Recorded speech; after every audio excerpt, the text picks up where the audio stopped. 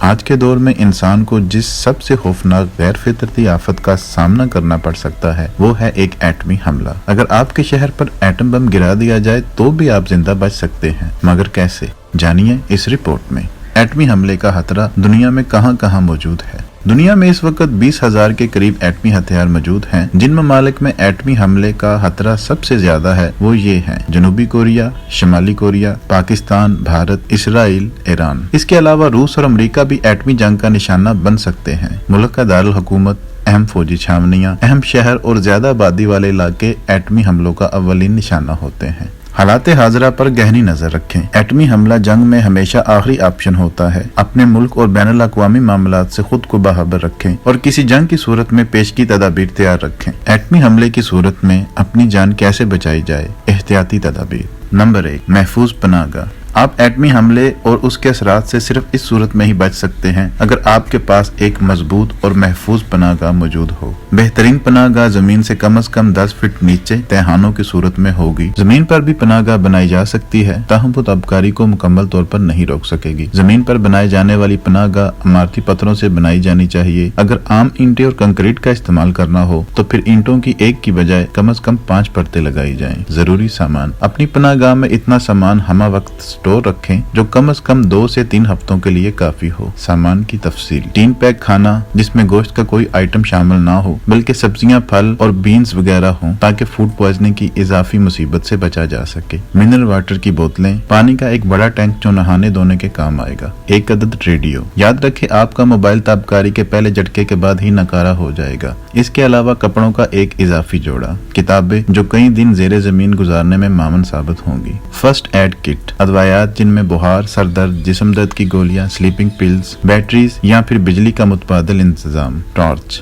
Potassium آیوڈائڈ کی گولیاں، یہ دھماکے کے اول دن استعمال کریں۔ اس کے علاوہ پینسلین، پوٹاشیم اور سیفٹک اینٹی سیپٹک سپرے۔ اگر ایٹمی حملہ ہو جائے تو کسی بھی حادثے یا حملے کی صورت میں زندہ بچ جانے کا پہلا اصول اپنے ہوش و حواس کو قابو اور دماغ کو حاضر رکھنا ہے۔ ایٹمی حملہ ہونے کے 1 سیکنڈ کے اندر آپ کو ایک زوردار دھماکہ سنائی دے گا اور فوراً مشروم کی شکل کا ایک کئی میل اونچا دھوئیں کا طوفان نظر آئے گا۔ فوراً سمجھ جائیں کہ یہ ایٹمی حملہ ہے۔ اب بچنے کی جدوجہد شروع کیجیے۔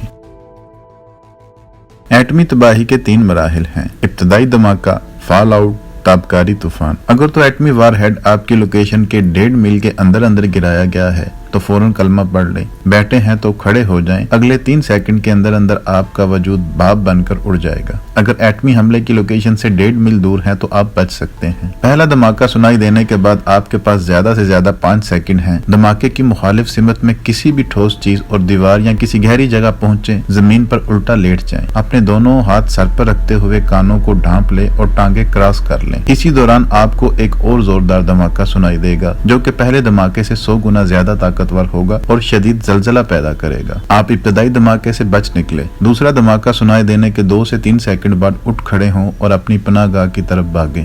Fall out. پہلے دھماکے میں نہ صرف سینکڑوں عمارتیں دھواں بن کر اڑ جائیں گی بلکہ ان کا ملبہ اب بارش کی صورت میں برسے گا اور ساتھ ہی تابکاری سے بھرے ہوئے الفا پارٹیکل کی بارش بھی شروع ہو جائے گی۔ دھماکے کی طرف ہرگز مت دیکھیں اور فال آؤٹ میں گرتی ہوئی چیزوں سے بچنے کی کوشش کریں۔ اگر آپ صحیح سلامت پناہ گاہ تک پہنچ گئے تو آپ فال آؤٹ سے بچ نکلیں گے۔ پناہ گاہ میں داخل ہوتے ہی ایک لمحہ ضائع کیے بغیر اپنا سارا لباس اتار دیں کیونکہ فال آؤٹ کے دوران یہ بڑی مقدار میں الفا پارٹیکل چوس چکا ہوگا۔ اس کے بعد اگر آپ زخمی ہیں हैं तो खुद इब्तदाई तिब्बी इमदाद लें, अगर सही सलामत है तो गुस्ल करें ताकि फॉल आउट के बचे कुछ असरात से हर मुमकिन हद तक बचा जा सके। अब जमीन पर हर तरफ ताबकारी का तूफान है और आपको पनाहगाह में कई दिन तक रहना है। याद रखें, कम से कम खाएं, जितना मुमकिन हो सके सो के वक्त गुजारें, रेडियो सुनते रहें और बाहर के हालात से बाखबर रहें, अपनी हिम्मत बहाल रखें।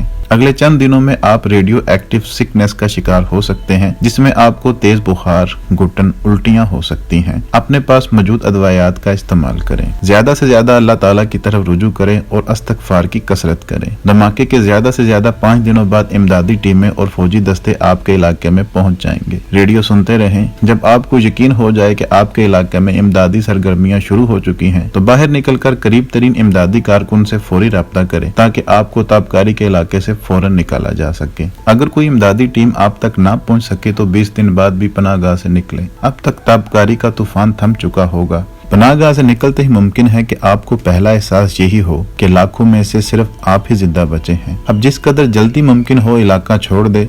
ये बात याद रखे कि इस जंग में मिनी एटम बम जरूर चलेंगे।